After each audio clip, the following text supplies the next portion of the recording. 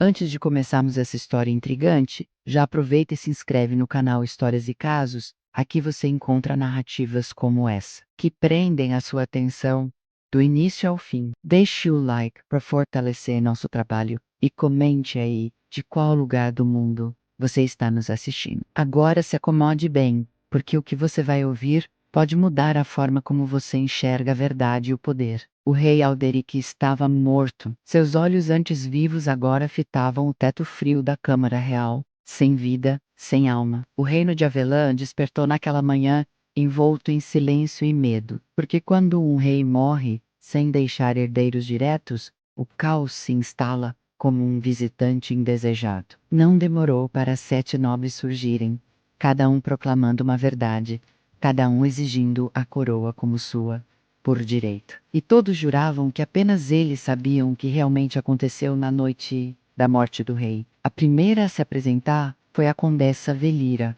mulher astuta e respeitada, que afirmou ter sido amante secreta do rei por anos. Segundo ela, Alderic havia prometido casar-se com ela e fazer dela a rainha ao cair do inverno. Velira afirmava possuir cartas escritas pelo próprio punho do rei, onde jurava amor eterno e a nomeava como sucessora legítima, mas nenhuma das cartas tinha o selo real. O segundo era o Duque Tarn, irmão de criação do rei, que afirmava ter sido nomeado sucessor durante um ritual antigo, selado diante das chamas do altar ancestral. Ele trouxe sacerdotes como testemunhas, mas todos tinham laços antigos com sua casa, e as chamas de que falava haviam sido extintas há mais de 20 anos. A terceira foi a Marquesa Solene, jovem e ambiciosa, que dizia ser filha bastarda do rei. Tinha uma marca de nascença no ombro, que, segundo ela, era a mesma que os reis de Avelã carregavam por linhagem divina. Tinha também o apoio de parte da guarda real,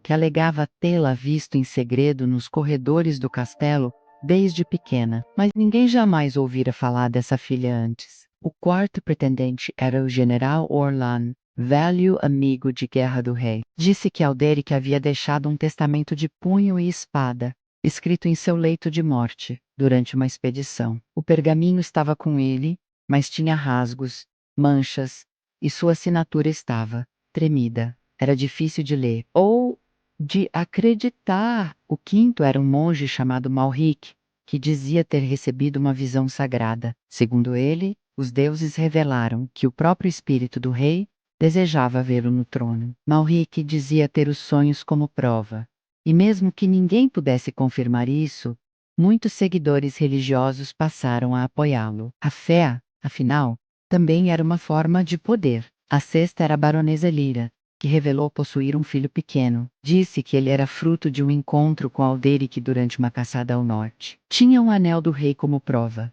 mas não soube explicar, porque nunca dissera nada antes. Seu menino era loiro como o rei, de olhos escuros, como da falecida rainha, e chorava, sempre que se falava da coroa. E o sétimo era o próprio irmão desaparecido do rei, Cedric, dado como morto desde a grande peste. Voltou com barba longa, olhar sombrio e uma cicatriz no pescoço. Disse que fora escondido para sua proteção, que o rei o havia perdoado por antigas disputas e o havia trazido de volta em segredo, mas nenhum conselheiro real o reconheceu. Enquanto todos esses nobres disputavam com gritos e ameaças, o reino afundava em confusão. Guerras entre casas nobres começaram a eclodir.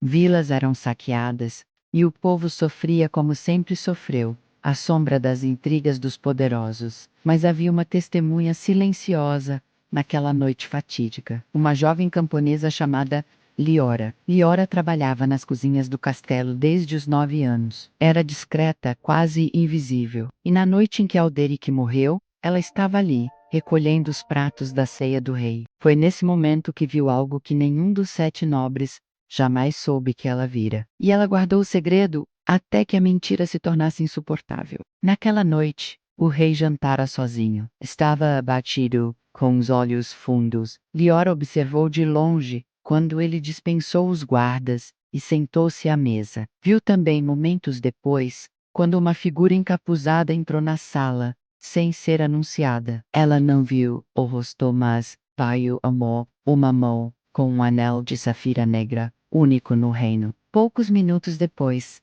o rei caiu com o rosto sobre o prato. Liora se escondeu entre os barris, e ouviu a figura sussurrar algo antes de desaparecer pelas passagens secretas do castelo. Ela sabia que aquele anel pertencia a apenas uma pessoa, o grão-chanceler Varun, conselheiro real, há 20 anos, um homem que nunca reivindicou o trono, mas que estava por trás de todos que o desejavam. Varun era o mestre das mentiras. Sabia exatamente o que cada pretendente desejava, quais segredos escondiam, e os usava como peças em seu próprio tabuleiro. Velira fora sua amante, mas jamais do rei.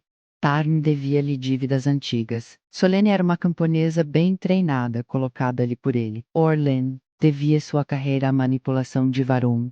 Malrik era um fanático guiado por vozes plantadas em sonhos com ervas. Elira foi comprada com promessas de ouro, e Cedric não era Cedric. Liora sabia que se falasse seria morta, mas também sabia que, se calasse, o reino cairia em ruínas. Esperou, observou e buscou provas. Foi até a cripta dos reis.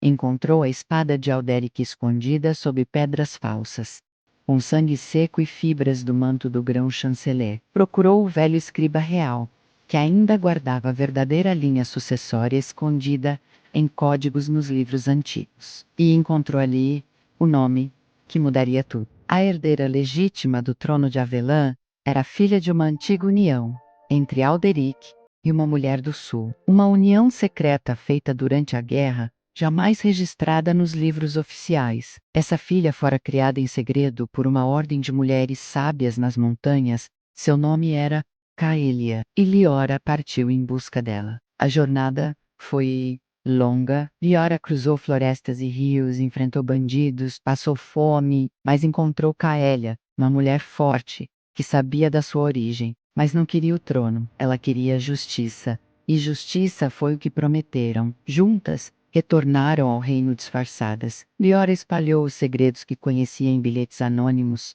mensagens codificadas, e logo as mentiras dos 7 começaram a ruir. Velira foi desmascarada quando suas cartas foram comparadas à caligrafia de Varun. Tarn desapareceu misteriosamente. Solene foi reconhecida por uma camponesa como sua filha. Orlan confessou sob tortura que fora coagido. Malrik foi exposto como louco ao tentar invocar o espírito do rei em público. Velira fugiu das colinas. E o falso Cedric foi preso quando um velho soldado o reconheceu como o impostor vindo das terras do leste. Varun, por fim, foi confrontado no salão principal. Caelia mostrou a espada de seu pai, os registros do escriba e o anel real escondido no túmulo de sua mãe. O povo se levantou a seu favor. Varun tentou fugir, mas foi morto pela própria guarda real, cansada de suas manipulações. Caelia não quis a coroa. Declarou Avelã livre do domínio único. Fundou um conselho com representantes do povo, das vilas, dos clãs. O poder foi dividido. A verdade foi escrita em pedras nas praças, para nunca mais ser esquecida. Liora tornou-se a primeira conselheira do novo conselho. E naquele reino renascido, a verdade não era mais decidida por quem gritava mais alto, mas por quem tinha a coragem de enfrentá-la, mesmo quando todos preferiam a mentira. Assim nasceu a lenda do Reino das 7 Mentiras, uma história contada por gerações, não como um conto de fadas, mas como um aviso de que muitas vezes a verdade vive nas sombras e só sobrevive quando alguém comum tem a ousadia de iluminá-la.